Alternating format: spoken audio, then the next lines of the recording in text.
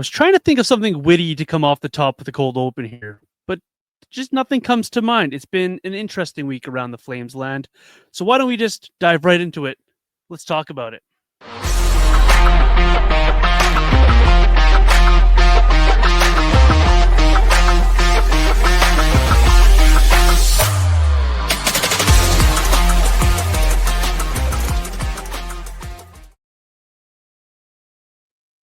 Welcome inside another episode of the Red Mile Rundown. A great week of Flames action has passed. Another bright week in front of us here. Episode 14 already of the podcast. Excited to be with you. I am Johnny Stope here alongside my co-host, Robert Munich. How we doing, Robert? Pretty good. Just coming off a little skate. Went out for a little stick and puck. Got to rip around, shoot some pucks, so that was fun. But I'm very confused. Okay. I don't know what the hell to make of this Calgary Flames team. I just don't get it. I can't figure these guys out. And that's what we're going to talk about today on the podcast. Before we dive into topic one there, Robert, let's remind these listeners, we're still looking for all your 5-star reviews and ratings. Please go smash those buttons. Give us a like. Let us know how we're doing on all your favorite podcast platforms, Apple, Spotify, even Amazon Podcasts. We are there as well. So check us out and let us know how we're doing, what we disagree with. Robert, you said it right there. Not sure what to make of these Calgary Flames. They played both Florida teams this past week, and those two games could not have looked different. What do you make of it? Oh, man. Well, I mean, even to go back before that, they played Nashville last week, and they finally score more than 3 goals. They did it, John. They did it. First time since October 13th. Man, it was quite the party on media and social media when that happened. The gifts that were flying out and the people's accolades that were flying. You'd think we'd won the Stanley Cup with all of the how excited we got for simply scoring just the 4th goal. Good on the guys, finally. For a rebuilding Calgary Flames team, that essentially is the Stanley Cup for them. It's scoring true. More than 3 goals. And they did it against the worst team in the NHL. That's awesome. Woohoo! And then, like you said, then, they end up playing the 2 Florida teams. They lose 8-3 against the Tampa Bay Lightning. Nikita Kucherov, Braden Point, Jake Ensel just put on a show that night. Those guys were unbelievable, and Calgary just could not stop them. But then you get to Saturday, they take on the defending Cup champs, and sure, they didn't have Alexander Barkov, but they shut them out 3-0. Dustin Wolf was solid.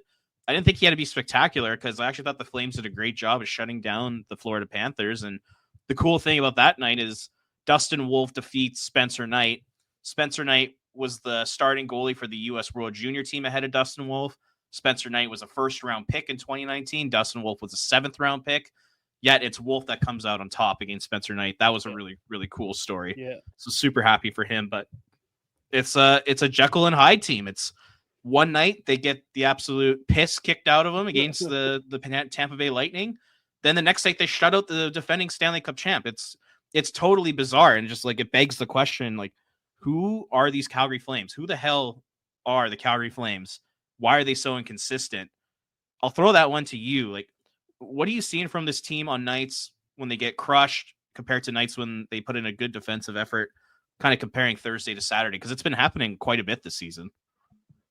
Well, you mentioned it. They were missing Barkov on Saturday. The Florida Panthers were, and the Flames run the show. The Lightning were missing Hedman, but still ran the show. It's just Jekyll and Hyde.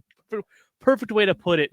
True to the Flames form, they scored 3 goals each of those games, and in one game it's not good enough, in one game it's good enough.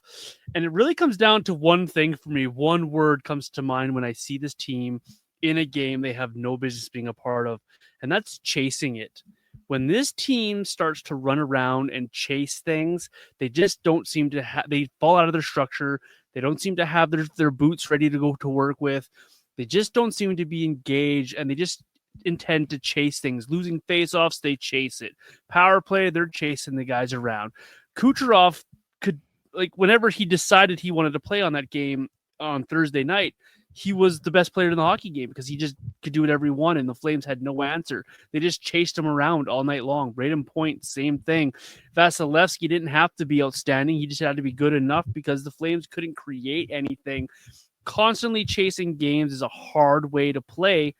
You flip that over to Saturday, and what did the Flames do? They dictated a lot of things. Michael Backlund back with Blake Coleman went up against the Tkachuk line all night long, and only one of those two lines had a good night, and it wasn't the Tkachuk line. It's because the Flames were dictating and they were outworking their opponents that they were able to be in control in that hockey game. So for me, I think that's what I'm seeing between a team that's getting blown out and a team that's actually putting in the effort and winning these hockey games. You got to dictate rather than chase things. And when it unravels for this Flames team, it seems to unravel in a hurry and a lot. But when they stay in that structure, like we saw Saturday, this is a good hockey team defensively. It's a good hockey team structure-wise if they can stay and play within what Ryan Huska wants them to do. And I think that's the difference between what I'm seeing between these two hockey games. Yeah, those are all really good points. And to add to it a little bit, the one thing that I think it really comes down to me, for me, is goaltending. Like that. When this team gets goaltending, they're half decent. I mean, they're in games. When they don't get good goaltending, they do not have a chance of winning hockey games in the NHL this season. And that's a tough way to live, especially when you have a rookie goaltender in Dustin Wolf and you have a kind of career backup in Dan Vladar. I know there are a lot of people who are expecting big things out of Dan Vladar this season, and it just hasn't really come to fruition. He, in my opinion, he looks like the same guy that we've seen the last 2 years, despite having a healthy hip now. But for me, it's just like, I think it was Greg Millen who said this on the broadcast, and I thought it was really smart. He said the margin for error for the Calgary Flames is just so small. It's like everything has to go right in order for these guys to win a hockey game right now. They have to get good goaltending. They have to be opportunistic and take advantage of the small amount of scoring chances they get. They have to be good on special teams. Like, just so much has to go right in order for this team to win hockey games. And, like you watch them, they don't have the firepower or skill to keep up with high-end teams. We saw that against Dallas. We saw that against Tampa. They pretty much just have to play a perfect team game like they did on Saturday and get good goaltending on top of that.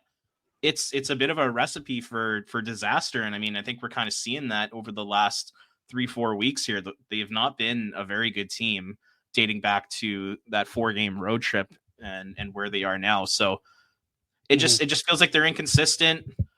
And that's kind of what bad/mediocre teams are in the NHL.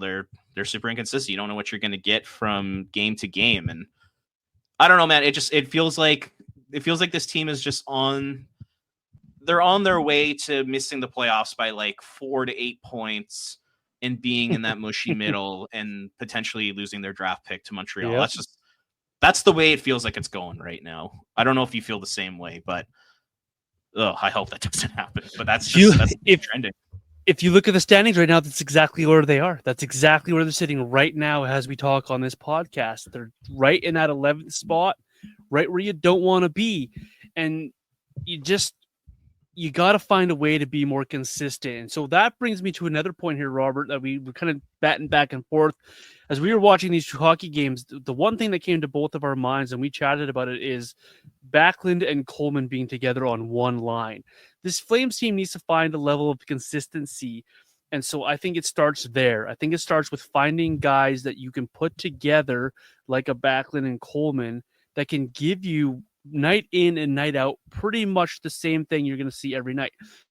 So you know what you're going to get from them. So we're seeing that from Backlund and Coleman. Why they ever broke those two up, I don't understand. I understand why, but at the same time, I don't understand why, because they work so well together.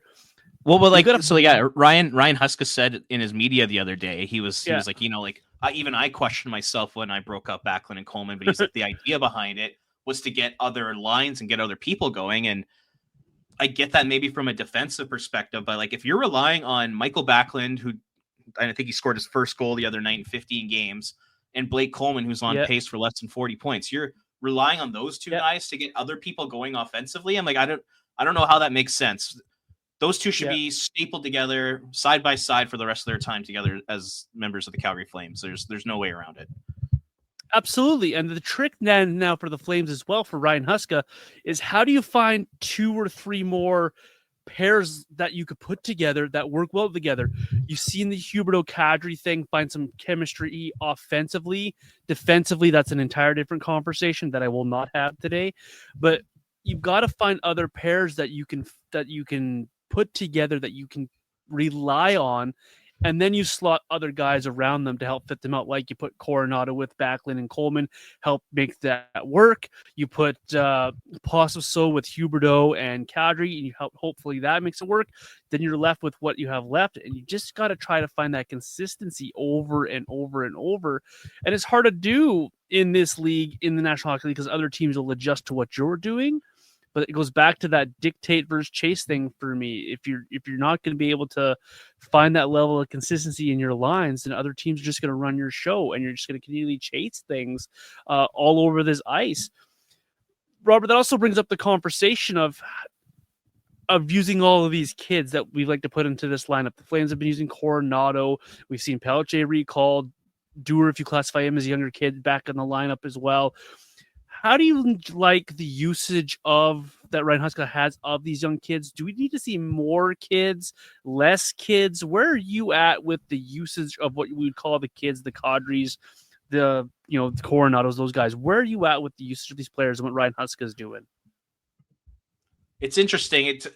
To me, it feels like Ryan Huska is like doing everything in his power to get this team to the playoffs. It almost feels like he's coaching this team like he's on the hot seat. Like there hasn't been a lot of usage of young players in important positions this year. It took him a long time to put Connor Zary at center. It's taken him a while to put Jacob Pelletier in a position to succeed. Like he's been a healthy scratch a few times. Matt Coronado was up and down. He was on the fourth line. He was a healthy scratch. He was all over the map. I really wish that Craig Conroy would just go up to Ryan Huska and be like Ryan, it's okay. Your job is safe. Like you're good. You can use young players in important positions. You don't have to rely on veteran players all the time. You don't have to start Dan Vladar more than you start Dustin Wolf. Like you can put Jacob Pelletier in the top 9. You can put Coronado and Connor Zary together and hope that they can maybe find some sort of connection. Like I think it's time to like really start to prioritize putting those young people in spots to succeed. The last thing you want to see with this team is guys like, Andrei Kuzmenko, Jake Bean, Joel Hanley, Miramanov, Vladar. You don't want to see like those guys who aren't going to be here long term. Kevin Rooney will throw in the mix, get priority over young players, because all those guys that I just mentioned are not going to be around long term. Whereas guys like Devin Cooley or Stromgren or Cairns or Solovyov, Pelletier, those are the type of guys who could potentially be on this roster 2 to 3 years from now. So it would be really nice if Huska could kind of just take a step back and just be like, okay, this team's not good enough to make the playoffs. No matter how hard I coach them, no matter how often I play the veteran players this season, we're not going to make it. It's not going to happen unless Dustin Wolf continues to give them like elite level Vezina goaltending, which, I mean, that's asking a lot from a rookie to do. Yeah. So just prioritize development. That's what I would really like to see. So we're starting to see it a little bit more. Coronado's now permanently on this team in a top 9 role. Pelletier's getting a chance. Who knows how long that's going to last, but he deserves to be in the top 9. So it's starting to trend in that direction, but I would still like to see it a little bit more. It's so hard to find a balance between coaching for wins and developing these kids. And I think that's where Ryan Huska is kind of getting caught in the middle here, because the only way for him to keep his job is to have progression in the team and to have wins. But at the same time, the only way for him to get to those wins and to have that progression is to develop these kids, develop these younger players. So it's kind of a tough spot to be in. And it's not an easy coaching job that Ryan Huska is trying to do here. Overall, I've liked what I've seen from him, but I'd like to see more of what you were talking about there, Robert. It's okay that it's Connor Zary in the offensive zone in the middle of a third period down a goal. It's okay if Coronado's on your first power play in a game where you need a couple of goals. It's okay to have Martin Pospisil out there defensively trying to protect the lead. It's okay to put these kids in situations that's going to give them the experience that down the line you can rely on them. It's okay to have Michael Backlund and Blake Coleman kill off a penalty. But why not have it with somebody else as well, doing another penalty kill in a different pairing, having these kids learn on the job experience? What's wrong with a possible Backlund killing a penalty or whatever way you want to go about it? It's time as well to keep these kids progressing and putting them in playing situations that's going to allow them to develop to help this team a little bit longer term. I don't necessarily think that any of these veterans are blocking kids. It's just within your game opportunities, sometimes maybe deferring to the kid to kill off a penalty or putting him on the power play or bumping up a player like a Jacob Pelche late in the hockey game into the top nine to help try to spark the offense. Use them in more situations. I don't think that you will hurt your club at any point saying putting Pelche up with a Backlund and Coleman for a few shifts in a third period. I don't think you're going to hurt your team if you're putting Coronado up with Connor Zary and Jonathan Huberdeau trying to get a goal late in a period. It's all about, for me, putting these kids in situations that they can learn and grow in their game. And so I think that Husk has done that to a point. I just think he'd like to do a little bit more of it here.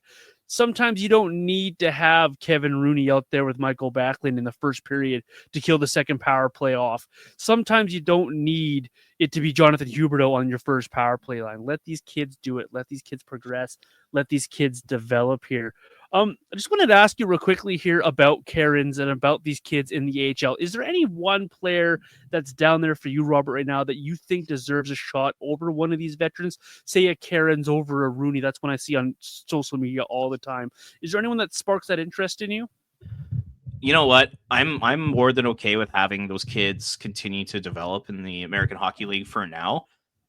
Coming closer to the trade deadline, that's when I'd like to see the Flames potentially make some moves and ship out some veteran players in order to bring up some young players that can play from, say, March 1st till the end of the season, probably 6 weeks. Yeah. Give them, 15 to 18 games. I think that would be really smart. And like some of the guys who I think like could be on the trade block, like I think you got to explore Nazem Kadri, explore the idea of what a Blake Coleman trade could look like. Guys, like if you could get a 6th or 7th for Rooney or Jake Bean, Miramana, Pahal, if you don't want to re-sign him, Vladar, like those are the types of guys who I hope they kind of look to move out. And then at the end of the season, that's when you can bring up your Karens, William Stromgren, Devin Cooley, Ilya Solovyov, Kuznetsov, maybe even when Adar Suniev season ends at UMass, maybe you could sign him to a pro contract and get him in some games too. Like there's another guy. I'd like to see that at the end of the season. Right now, it's probably not necessary. Right now, I'd like to see him prioritize giving the younger guys who are in the lineup right now, maybe a bit of a bigger role. That includes Dustin Wolf. I'd like to see Wolf start, say, maybe every 2 out of every 3 games moving forward. That's something I'd like to see. I'd like to see Connor Zary get, more high quality minutes against better competition. Let him learn the center position. Like, maybe you put him out against other teams' second lines, then you give an easier matchup to the Kadri line.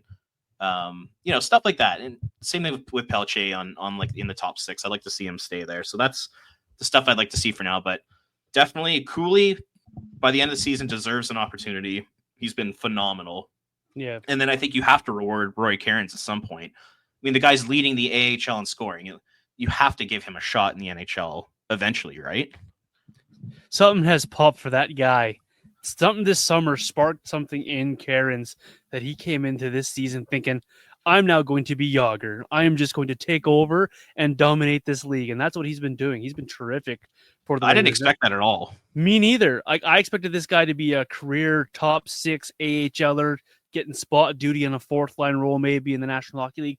This guy legitimately looks like he's developing himself into a possible 3rd line center type guy who can play both ends of the ice, can pot some goals for you, can do a lot of different things for you. He's been sneaky good in the AHL here, and I think he does deserve a shot. That's how you get your shot, though, is you go in there and you do exactly what Karens has been doing and just absolutely earn it. I think he's been terrific here, and I think he will get a shot. Devin Cooley's done the same thing, which will lead us to our next conversation here, because he's been absolutely terrific for the AHL. He got the 1 game up to be the backup because Dan Vladar sat out a game with an injury. He's back at practice, though. you and I keep batting around what to do with Dan Vladar. So let's flush this conversation out. We all think that Dustin Wolf deserves a lot of starts. Play him, keep playing him, and play him some more, especially on the road. I've heard it on a few different places where they're talking about maybe we should shelter Dustin Wolf at home for a little bit to keep his confidence up. I disagree with that. I say play him on the road, make him figure it out, help him figure it out so he's a good goaltender both at home and on the road. He's got to learn it eventually. Do it now. But what do you do with Dan Vladar here? Is it pull the trigger on a trade early in the season here? Is it continue to play him in a tandem with Wolf and hopefully get a trade down the line? Do you sign him past this season, which would be weird? That conversation's out there as well. So, Robert, you're the general manager. You're Craig Conroy. I already know you're going to go with this. But what do you do with Dan Vladar? I think you sign him to an 8-year extension. I love Dan Vladar. No, dude, you trade this guy. Trade Wolf, trade Cooley, sign Vladar. Yeah, exactly. I think Craig Conroy and the goaltending department would be insane to sign Dan Vladar. I would not understand that at all. I think he's proved over his entire time in Calgary that he is a backup goalie in the NHL. Like he's sometimes able to push to be like a 1B, but it seems like whenever he takes 2 steps forward, he takes a step back. Yeah. And I really think that he's a backup goalie in this league. I think Devin Cooley's ceiling is substantially higher than Dan Vladar. So if I'm GM, I'm 100% taking calls on Vladar, but I don't do it yet. And what I like, I've mentioned this a bunch on the podcast, but I would continue to play him in those really shitty starts. Like, I'm taking a look at the Flames schedule here. At the end of the month, they have a second of a back-to-back in Vegas. Play Dan Vladar in Vegas. They have a second of a back-to-back against the Los Angeles Kings in LA. Play Dan Vladar there. There's a game in Winnipeg. Play Dan Vladar there. There's a game in Minnesota. Play Dan Vladar there. Give Dan Vladar the hardest, most difficult starts between now and, around the trade deadline. And then that's when you capitalize on a deal. And that's kind of how I see it working out. I don't know how much they're going to get for Vladar. He has not been all that good this year. I can't imagine that there's many teams out there that'll be willing to give up a high draft pick for the guy. Because number one, the goaltending market, it's not a hot one. There's not very many teams looking for goalies. And number two, out of all the goalies who would be available, where does Dan Vladar stack up in that mix? Mm-hmm. I would make an argument that he's probably at or near the bottom of that list because he's just not very good. He's just a backup goalie. Like, if you're the Calgary Flames, John, and they're not able to get, a second or a third round pick for him, say some team's offering like a 5th or a 6th, do you still do that deal or do you hold on to him? Like, what are you doing with the guy? First off, we got to find a home for him, right? You got to find somewhere who's going to want to upgrade their goaltending. And you look around the league right now, and there's not any space anywhere for this guy. Colorado. Yeah, who's he an upgrade on right now? I have one spot for you. I'll give you in a second here because Colorado solved their problem. San Jose doesn't care about their problem. Anaheim is a much better goaltender they're trying to get rid of. The one spot I could see where a team might want to upgrade the backup goaltender is Tampa Bay. Jonas Johansson is not an NHL goaltender, but then again, he plays one of every 12 starts for them. So it's really, they're very not using him very often. So that's the one spot where I could see an upgrade. But you look around this league here, and these teams have 2 guys each. Each team has 2 guys. Even people talking about Carolina, they need a goaltender. They have 2 guys, plus the guy coming back from injury. They have guys. So there's really not a big home for Dan Vladar. And as much as I say trade Dan Vladar, I would. If you get somebody who was offering you a 5th, you take it. I know the asking price that's out there that's been rumored by a lot of people was a 2nd-round draft pick is the ask for Dan Vladar. You're never going to get that. I don't think you're going to recoup your 3rd you paid to get him. But at a certain time, you just got to cut it and move on because a 4th-round draft pick or a 5th-round draft pick is better than nothing if that trade is out there. This shouldn't be about having a soft landing for Dan Vladar. All due respect to Dan. He's been a good soldier. He's played well at times for this team. The teammates seem to love him. He's been great in this community.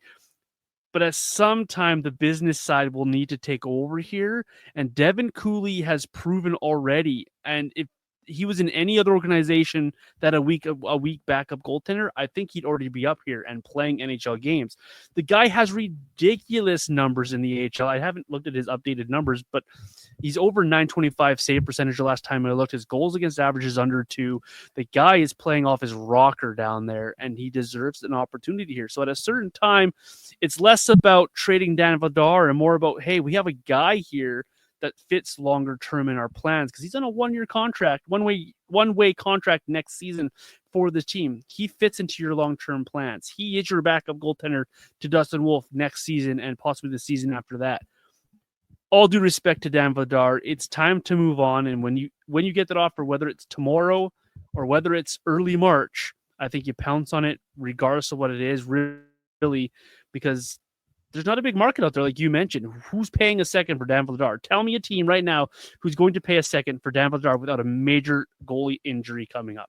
Well, that's the thing. It's there has to be multiple goalie injuries around the league between now and the deadline.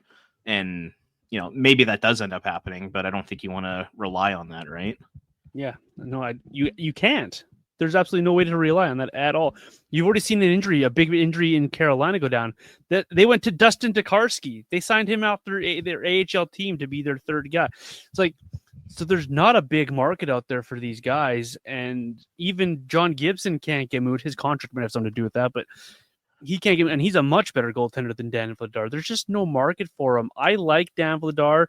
I keep playing him to try to keep his value high, but at a certain point in time, it's time for business to take over. It sounds cutthroat. It really does, but that's business for you. There's other guys that deserve a look, and I was secretly hoping that Devin Cooley would get the start against Boston coming up this week here, just to get him a game as a reward for what he's doing before he gets sent back down to the AHL. It's cutthroat business, and Dan Vladar is a big trade chip, but nobody's looking for goaltender, which is the problem there. Well, sometimes you need to be cutthroat in the NHL if you want to make a winning organization. I mean, we've seen that with Tampa.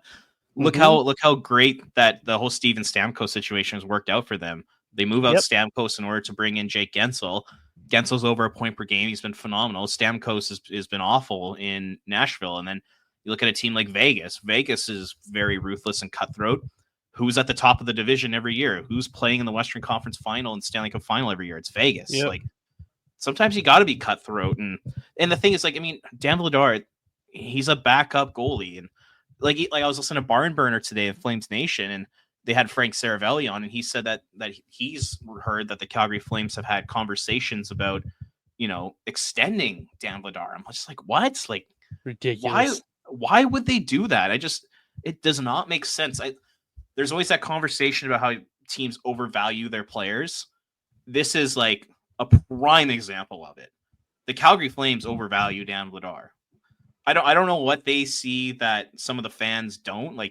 When I watch Vladar, once again, I just see, a decent backup goalie in the NHL, a guy who's an NHL goalie, but a backup. But they're making it sound like this guy has potential to be a starter one day. They love this guy. I don't get it.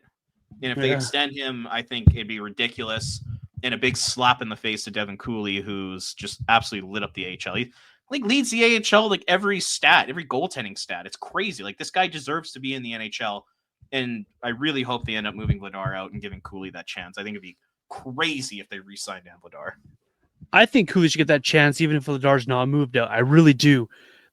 Just like the same conversation we have with Karens. This guy's come in here and he's played his tail off for the Wranglers. There are weekends where that guy has played 3 games in 3 nights for the Wranglers this year. And he's looked good in all 3 of those games, regardless of the result. He's looked good. He's played hard. He's been a good soldier. I think you have to start rewarding this guy, maybe starting in January, where you find him a spot start, much like you did with Wolf last year. Find him a spot, like a 3 games in 4 nights for the Flames. Give him one of those starts. Put him in there. Let him get a reward for it, even if Vladar's still around, because he's earned it. I think it's less about rewarding Vladar and more about rewarding Cooley in this instant. The only reason I would sign Dan Vladar long term is if someone came over the top with an offer for Cooley that I couldn't reject. Like someone comes along and says we'll give you a first round draft pick for Devin Cooley, then I might look at signing Dan Vladar for another season. That's the only way I do it. That's why I brought it up earlier in the show here, Robert. Is Frank Saravelli's talking about the Flames maybe extending this guy, and it's just like, how does that fit your rebuild? How does that fit your culture? How does that fit your structure of your contracts? You're gonna have 3 goalies on one-way contracts next year. How does that make sense? How do you deal with that situation? You're making a mess for yourself needlessly. So it's time to move on from Dan Vladar, and it's not because I hate Dan Vladar. It's not because Dan Vladar is a bad goaltender. It's just it's time. You have other guys who have bigger potentials, bigger ceilings, a little bit younger, and Dustin Wolf's younger than Dan Vladar. And he just doesn't fit the future of this franchise. It's just as simple as that. Move on, let him go play elsewhere and get his flowers elsewhere. Because the Flames, they need to focus on their guys that are here and are part of the future. As you keep saying, it's all about the Flame future and players that fit that longer term deal there. Yeah, and like just one more thing to add there is, like, normally when it comes to the Flames, like I'm always big on asset management.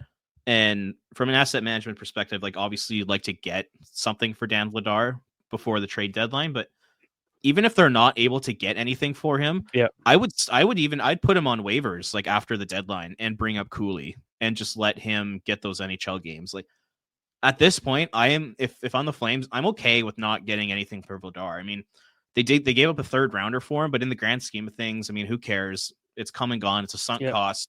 You've gotten 4 years of backup goaltending from Dan Vladar. It's okay to move on from him and not get anything for him. Like, if they only get offered like a 7th round pick, I mean, or if they don't get offered anything, just move on after the deadline. Send him to the minors. It's the Cooley and Wolf era. Those two are the future of this franchise. We don't know which one it's going to be. I actually think both have an incredibly high ceiling. Also, I think there could be a pretty low floor there too. But those guys are the future. Like you've been reiterating, it just doesn't make sense to bring back Dan. Well, we speak of asset management. We speak of young players. We've heard the reports the Flames are in the market and looking around for a center. And you texted me a name that I love. We'll get into this conversation now. The conversation of bringing in a young center that fits with this group, that can play with this group, that can grow with this group. That's been a conversation out there all season long. Craig Conroy is looking for a guy. You brought a name of Dylan Cozens. It's been floated on other social media outlets and the Fan 960 and other podcasts. The fit of Dylan Cozens on the Calgary Flames in a potential deal. Like it, hate it. What do you make of a potential move for center? First off, Robert, I know your opinions on this. Interesting what the listeners will think of it as well. Making a move for a young center, and then what do you make of a move for possibly a guy like Dylan Cozens? Yeah, and like I brought up his name to you because like where there's smoke, there's fire, and we've heard Buffalo, they're looking to make some moves. Elliot Friedman's brought up Dylan Cozens' name like a few times now, and I don't think he's just doing that randomly. I think he's heard that his name is definitely out there in the trade market. So it makes for an interesting conversation. Like, but for me personally, when it comes to bringing in a young center, I don't think it makes sense for the Calgary Flames right now. I think it's something that they should definitely consider doing 2, 3, 4 years from now when they're actually ready to enter that contention window. And like, here's one thing I don't think a lot of people have taken into consideration when it comes to Cozens specifically. So he's got 5 years left on his contract. Mm-hmm. So you bring him into Calgary, you're probably going to have to trade, some pretty decent assets, 1st round picks, top prospects, maybe a veteran. So you're going to have to ship out all of that capital, and then you're going to bring him in. What happens with the Flames with Cozens on their team for the next 3 or 4 years? I still think they're not a good team. I still think they're a team that's going to be in a rebuild. So you're essentially just wasting 3 to 4 years of the remaining 5 years left on Dylan Cozens' contract. All of a sudden, when this team's truly ready to take the next step and become a legit contender, Dylan Cozens is going to be like a UFA a year later. So all of a sudden, it's just like you've wasted his young years, you've wasted his prime years, you've wasted the years where he's cheapest. all of a sudden you need to take the next step and become a playoff team, a contender. Now that contract goes from 7 million to, depending on his output, maybe that goes up to 9, 10, 11 million. You sign him to an 8-year deal. Now he's signed till he's 35. I think it makes way more sense for the Flames to wait like 3-4 years to send out assets to bring in like a 21 to 24-year-old center. Just like if you're in like 2027, 2028, that's when you make that move. You bring in the 22-year-old who's potentially signed on a long-term deal. You get that player for their entire prime. You get them for the cheapest years of their career before they become UFAs. I think they just need to be patient. Just wait. Patience is a virtue. I know this owner doesn't have it, but when it comes to this, like, don't trade draft picks. Don't trade prospects. It's like, you should be stockpiling those like crazy over the next 3 years. You shouldn't be spending them just to get a Dylan Cozens who just keeps you in the middle for the next 3 years. It doesn't truly, get your team to that next level. So that's kind of my rant on that. I'm sure there's lots of people that don't think that makes any sense, but I think they just need to be patient, do the rebuild properly, and then when the time comes, then you pounce, and then you have that player for their entire prime. Not then, when they're 27 years old, you got to sign them as an unrestricted free agent again. I just don't think that makes sense for them. I wish it was a different name, and I'll explain why I say that. Because I am a Leopard Hurricanes guy. I am a junior hockey fan. I watched Dylan Cozens walk into Lethbridge as a 15-year-old, and then as a 16-year-old, and then start to dominate the league as a 17-year-old. And then I saw him as an 18-year-old get drafted. Then I saw him as a 19-year-old come and lead the WHL in scoring. So I have watched Dylan Cozens grow and blossom into a all-star hockey player that he is. So I am extremely biased against Dylan Cozens. I will fully out flat admit it. Whenever I play my NHL 24 game, he's the first trade I make is always for Dylan Cozens. I am biased against this guy. So on that hand, I would love this move for the Calgary Flames. Bring him in, let him join the Flames, let him grow with these guys. A Cozens Zari 1-2 punch. In my brain, I love it because those are my guys, right? Those are my guys. And on NHL 24, that's how I build the team.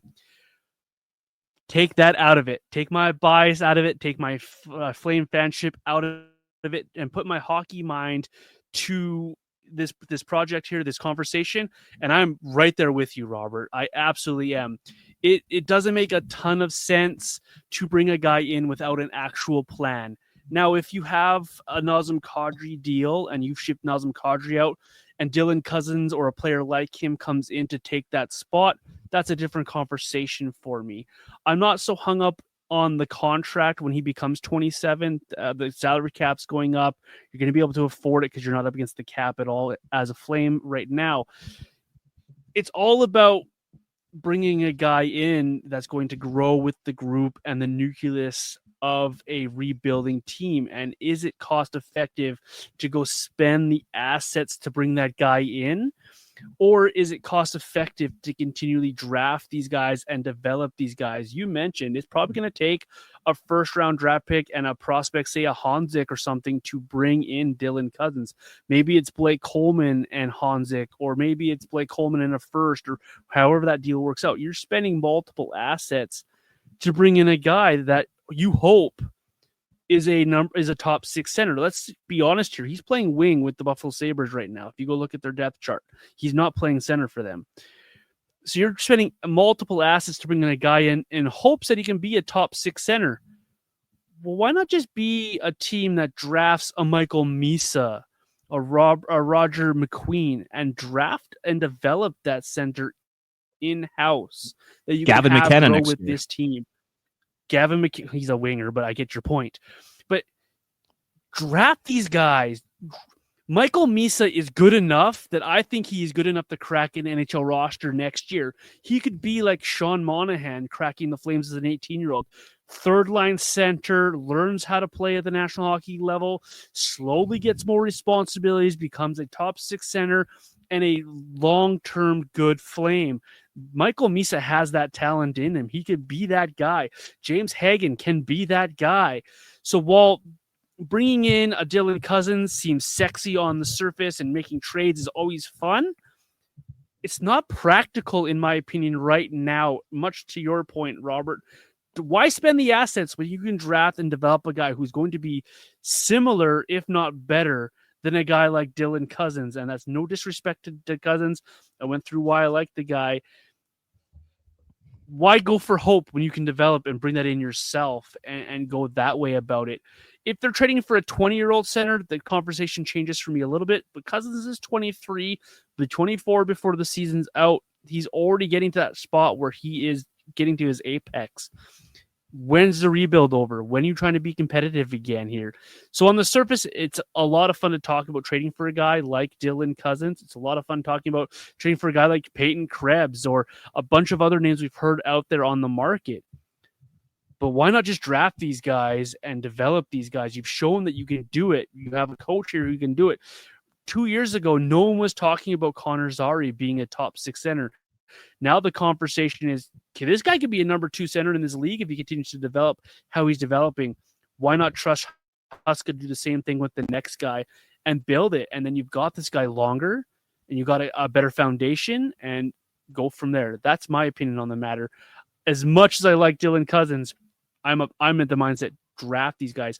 Michael Misa in a Flames uniform is my dream this year. That I think would look very, very good. And that guy could be very, very good for you for a very, very long time. Yeah, and I like the idea of if this young center, if you're able to acquire him by trading veteran players instead of picks and prospects, I actually think that does make sense. But the problem with that is, like, who wants any of the Flames veteran players? And if you do want them, are those players willing to waive their trade clauses? I mean, you take a look at the list here. Michael Backlund, full no movement clause. Blake Coleman, 10-team trade list. Kuzmenko, 12-team no trade list.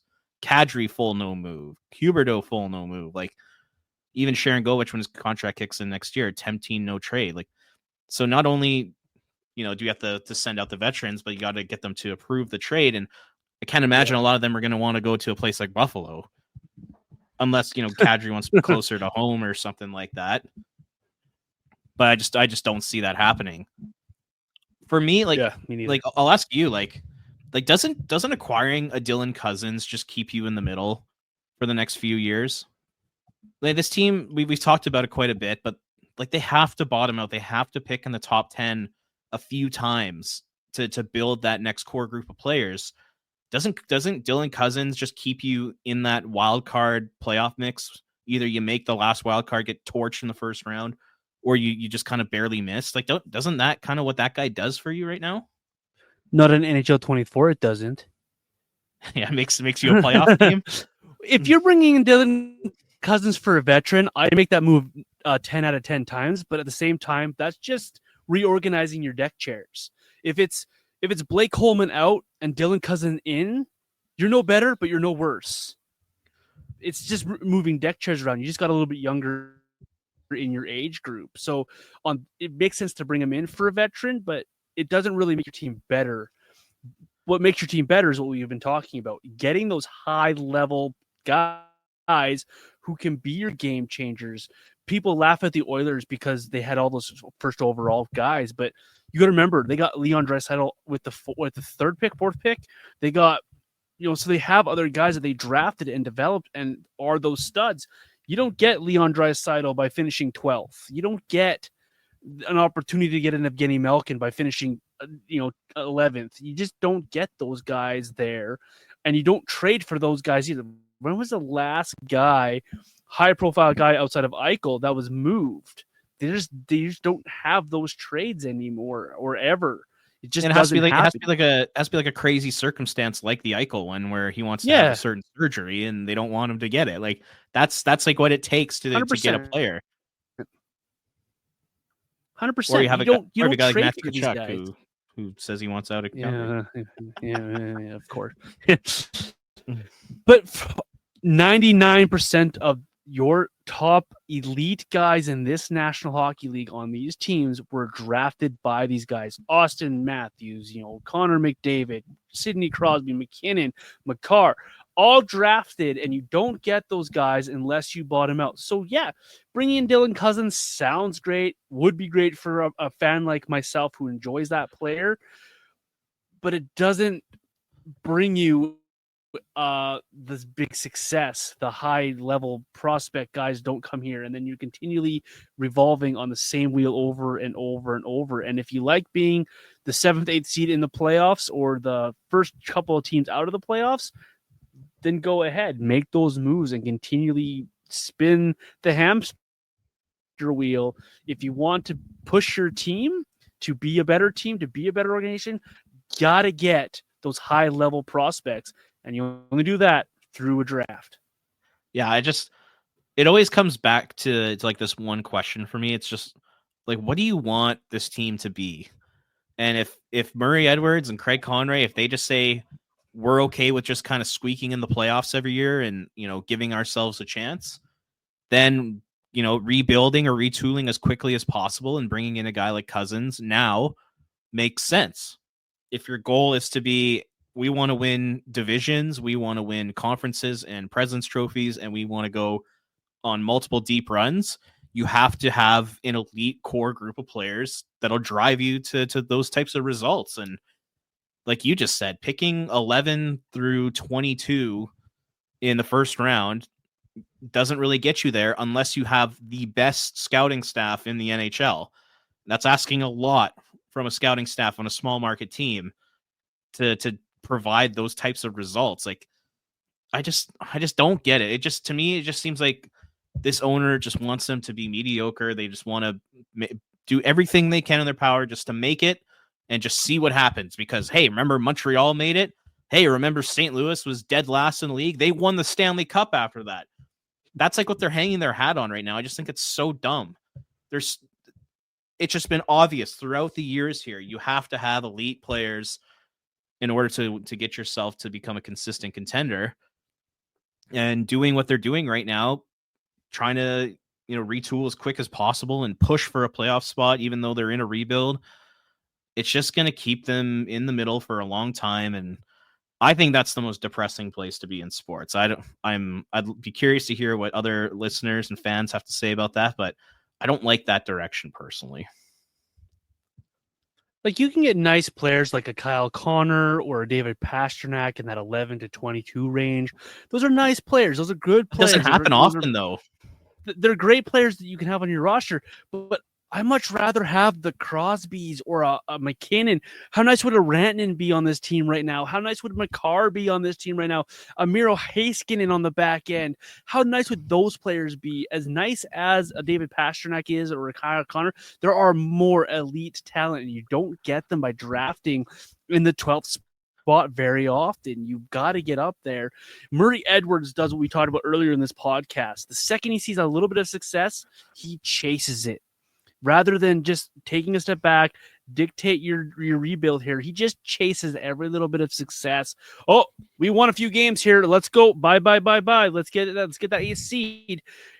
Get that 8th seed to get your doors blown up by Vegas this year doesn't sound fun at all to me. No. But finishing in that bottom like 10 and a chance to move up in the draft to get a Misa or a McQueen or a Martone, that sounds really appealing to me. Losing sucks, but if you have an end goal with you're not being a very good hockey team, a goal like, hey, we're going to get a Michael Misa player, you have something to look forward to. Your fans will understand it. Not everyone's going to be happy about it, but they'll understand it. Rather than, hey, we made the 8th spot, we got 5 games of playoff revenue, and we'll see you guys in September to do it all again. That doesn't sound appealing. That's spinning your tires again. That's 2010 again. That's 2008 again. That's 2016 again. Stop it, Murray Edwards. Let's actually just let Conroy build a team. Let Ryan Huska develop these guys because he's shown he can, and find those guys. As nice as it is to make trades, you shouldn't make trades to build your team. You should make trades to supplement your draft picks as your final pieces as being a cup contender.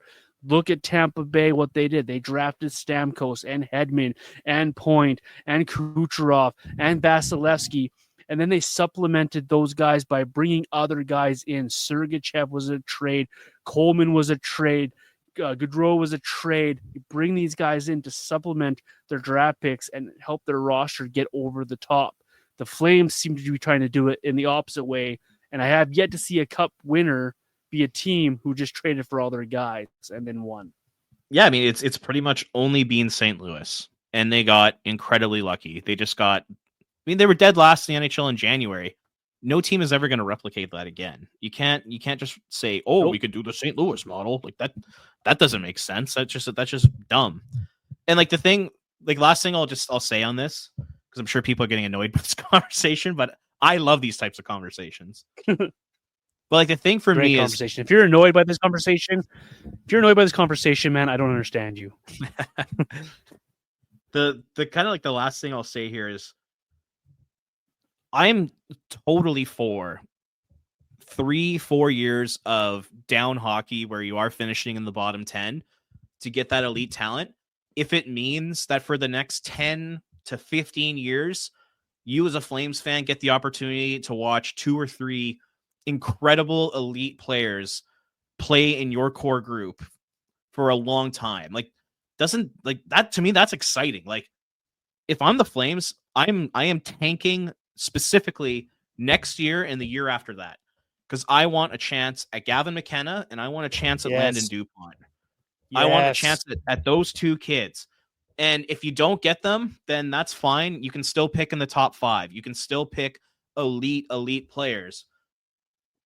Over the next 2 years, I'm just thinking into the future, like, what's the point of finishing, 23rd in the league or 18th and missing the playoffs? Just effing tank. Please go for a guy like McKenna. Go for a guy like Landon Dupont. Like, you're a Flames fan. Don't you want to watch that elite talent on your team for the next 15 years if it means 2 or 3 crappy years of Flames hockey? Like, to me, that's what gets me excited as a Flames fan, is like, I want to watch those types of guys. I don't want to watch your Blake Colemans and your Jonathan Huberdeaus and your Nazem Kadris. I don't want to watch those guys. I want to watch the younger, extremely talented guys that are like known as superstars around the league. Like, these guys are must-see TV. That's what I want to see. And if it means having 2 or 3 down years where you finish in the bottom 10, so be it. Who cares? Like everyone always talks about the decade of darkness with Edmonton. Well, it eventually landed them Leon Draisaitl and Connor McDavid. And since 2015, that fan base has had a lot of fun watching Oilers hockey. And it got them to Game 7 of the Stanley Cup Final. What have the Flames done in the last 20 years? They've done jack shit. They made it to the second round twice, and they lost in Game 5 both of those years. What they're doing right now is not working. Whereas if you go out and you do tank, and you do have a couple bad years, and you get those elite players, that's how you get out of it. I don't understand how people don't see it the same. It like boggles my mind how when people say they don't believe in tanking. I'm just like, I don't get it. But anyway, that's my rant. I love it. We talked last episode about this as well, and tanking doesn't always have to be a bad thing. Like, you can still have an exciting rebuild. You can still, like, look at the San Jose Sharks right now. They are having a lot of fun watching Macklin Celebrini, and they're not winning a ton of hockey games over there, but they're having a lot of fun while they're doing it because they're watching a young elite player develop before their eyes, and San Jose will have success before long because they're going to have Celebrini. They have Will Smith. They have these guys that are young and exciting to watch, and they are building something there. So it doesn't have to be a slog like we see in Buffalo or we've seen in Edmonton. It can be fun, and it can be fun to go to the rink and watch these guys play. Robert, speaking of elite guys, real quick here, I know we got to get going here because you got to leave. Just a quick word here. Zane Parekh was a late invite to Team Canada for the World Junior Championships. He doesn't make it. He gets sent back. Kind of a slow start to the season for him. We saw Brustevich and Honzik both in the AHL have slower starts. Are you concerned about the Flames' top prospects and slower starts at their lower levels here? Or are you preaching patience and it's just a blip? What do you read into the slower starts for some of these higher elite prospects the Flames have? Yeah, I think like my personal philosophy when it comes to prospects is give them as much time as they need. Just be super, super patient with them, because a lot of guys, they don't hit their stride in the NHL until they're like 23 to 26 years old. It takes some guys a long time to get to the point where they become good NHL players. Like, Like I look at a guy like Sam Honzek, he's 20 years old. Sure, he's not lighting up the AHL in his first year, but you know who else didn't light up the AHL in their first year? It was Connor Zary. Zary struggled in his first year in the AHL. Yep. Look at the player he is now. It took him 3 or 4 years to become the player he is today. I see that applying with like all the guys you just mentioned. Parekh, be very patient with Parekh. He does not need to play in the NHL for another 2 or 3 years. Brustevich, same thing. Stromgren, just be patient. Let these guys get to that 23, 24 years old before you really start to critique their game. Obviously you want to see steps in the right direction, of course. I think that's totally fair. But at the same time, looking at a guy like Honzek saying, 10 points in 20 AHL games, the guy's a bust. I mean, it's not fair to the kid. Give him time to grow into his body. Give him time to learn the professional game. I just say be extremely patient with these kids. That's kind of the way that I view things when it comes to prospects who aren't really putting up the points that we think they should. I have an unpopular opinion when it comes to prospects. I like seeing them struggle a little bit in a part of a season after they are drafted. And the reason I say that is that allows you to see what that player is actually made of. Are they willing to put in the effort to fix the game? Are they willing to put in the effort off the ice to correct what's wrong? I think you learn a lot about the character of these guys based off of when they are struggling. Zane Parekh, when he got cut from World Juniors and didn't make the initial roster, he admitted it, that he needed to be better, that he needed to go out there and prove that he deserves to be at that camp. I like that from him. Brustevich has said it over and over. That's just about continuing to work to try to get better each and every day. I like those words, and you like seeing these players fight through these struggles. It sounds really mean, but as a parent, you watch your kids struggle on certain things, and it sucks. You got to let them work through it. I have a very similar approach to prospects. Let Honzek work through this. He's 20 years old in a man's body, trying to learn how to use his frame in the professional game. Let him work through it. Use your patience. Use the time like you mentioned. So these guys struggling, I think it's good for them in the long term as well, because you can get to the NHL level. You're not going to have smooth sailing for a 15-year career. Just ask Jonathan Huberdeau. He struggled for 3 seasons now. How do you work through that? How do you push yourself to the next level? How do you get yourself to be the player that you know you can be and that the team believes that you can be? So these prospects, they're going to need time.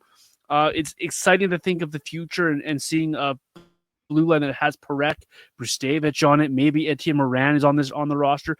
Those guys, it's great to visualize that down the road here, but don't rush it as well. Let these guys work through it and let these guys have all the time that they need to be the players that they can be and should be down the road here for the Flames.